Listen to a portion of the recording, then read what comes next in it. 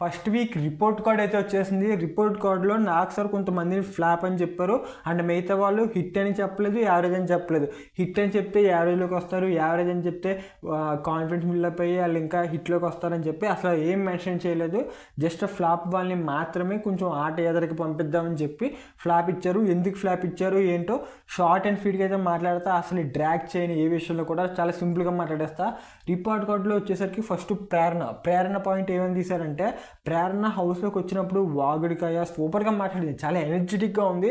And first day second day camera ముందు అసలు కనబడలేదు. నామినేషన్స్ అప్పుడు ఏదో కనిపించింది కానీ తడబడతా, అక్కడక్కడ తను అసలు స్క్రీన్ స్పేసే లేదు, కంటెంట్ ఏమి ఇవ్వట్లా, కెమెరా ముందు దాక్కుంటుంది. తను వాగుడికాయ ఆట ఎరగదీస్తాను అదోళ్ళకి వస్తే వదల్లా, ఇలా భారీ డైలాగులు కొట్టింది ఇప్పుడు స్టేజ్ మీద నాకు సార్ ముందు. బట్ ఆట అయితే లేదు కాబట్టి ఈసారి అంటే ఫ్లాప్ అయితే 35% లోపు ఉంది కదా, ఈసారి నేను 75% అయినా తీసుకొస్తాను సార్ అని చెప్పింది. నాకు సార్ కూడా నేను ఎక్స్పెక్ట్ అదే చేస్తున్నాను అంటున్నారు. బట్ ప్రేరణ ఫ్లాప్ లిస్ట్లో ఉండడం బెస్ట్ అనుకుంటున్నారా లేకపోతే హిట్ లిస్ట్లో ఉండాలనుకుంటున్నారా కింద కామెంట్ చేయండి.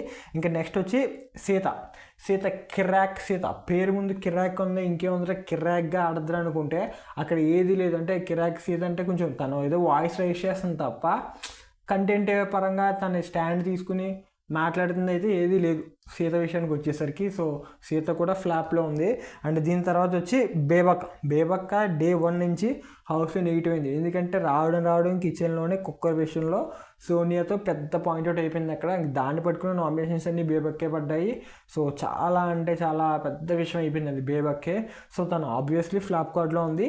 అండ్ అది కూడా మోస్ట్లీ చాలా కొంచెం బాధగానే ఉందని చెప్పలేదు. సో తను స్టార్టింగ్ నుంచి కొంచెం ఎమోషనల్గా ఎక్కువ అవుతుంది. సో దానివల్ల కూడా కొంచెం బేబక్ కొంచెం ఇబ్బంది అని చెప్పాలి. సో బేబక్ కూడా ఫ్లాప్లో ఉంది 35%తో.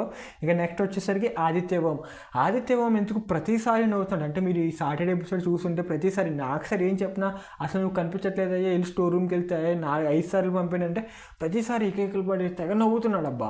సో తను జెన్యూన్ అంటే తన స్లాంగ్ వల్ల ఏంటో కానీ జెన్యూన్గానే ఉంటాడు, కాకపోతే వాయిస్ కొంచెం బాగా బేస్ ఉన్నట్టు వస్తుంది. సో నాకు ఎందుకో జెన్యూన్గానే అనిపించింది. బట్ కొంచెం ఏమనడం కొంచెం కష్టమే అతనికి, ఎందుకంటే వేరే దాని నుంచి వచ్చాడు కదా, తను వేరే బాలీవుడ్లో ఉన్నాడు. సో నాకు అందరూ తెలుస్తారు కానీ అమాయకులాగా ఇంకేం తెలియదు అన్నట్టు ఉంటున్నాడు. అంటే ఆ పర్సనాలిటీకి ఆ ఏజ్కి మనోడు అసలు ఎలా ఉండాలంటే ఎవడొచ్చినా ఇంకా బెదరగొట్టేలా ఉండాలి. మనోడు ఏం చెప్పినా రమ్మంటే వచ్చేస్తున్నాడు, పొమ్మంటే వెళ్ళిపోతున్నాడు. నాకు సార్ అసలు మనకంటూ సొంతంగా స్టాండ్ తీసుకుని నిలబడలేకపోతున్నాడు మనోడు. సో రిపోర్ట్ కార్డులో తను కూడా ఉన్నాడు.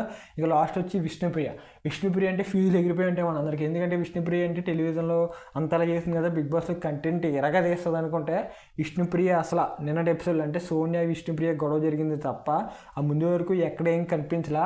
ఇంకా రిపోర్ట్ కార్డులో ఎవరెవరు ఉండాలనుకుంటున్నారు అంటే నాగమణి కంటే ఏడుతానో సత్తానో ఏదోలాగా కొంచెం ఇచ్చాడు కంటెంట్. సో సోనీ అంటారా ప్రతిసారి ఇస్తూనే ఉంది. అంటే భాష కుళ్ళి జోకులు వేసాడు, ఆ కుళ్ళి జోకుల వల్ల ఎందుకు బతికిపోయాడు. నాకు తెలిసి భాష ఉండాలి అసలు ఫ్లాప్లో. సో అభయ్ నవీన్ కూడా గట్టిగా దుమ్ము దులిపేస్తుందంటే ఏం లేదు, బట్ అభయ్ నవీన్ కూడా హిట్లో యావరేజ్లో ఉన్నాడు. సో ఎస్మీ చీఫ్ కాబట్టి తను ఉంది క్లాన్ కింద, నిఖిల్ వీళ్ళందరూ కంటెంట్ ఇస్తున్నారు. ఇంకా ఎవరన్నా ఫ్లాప్లో ఉండాలా, ఎవరన్నా ఉంటే వాళ్ళ పేరు కింద కామెంట్ చేసేయండి. Thank you.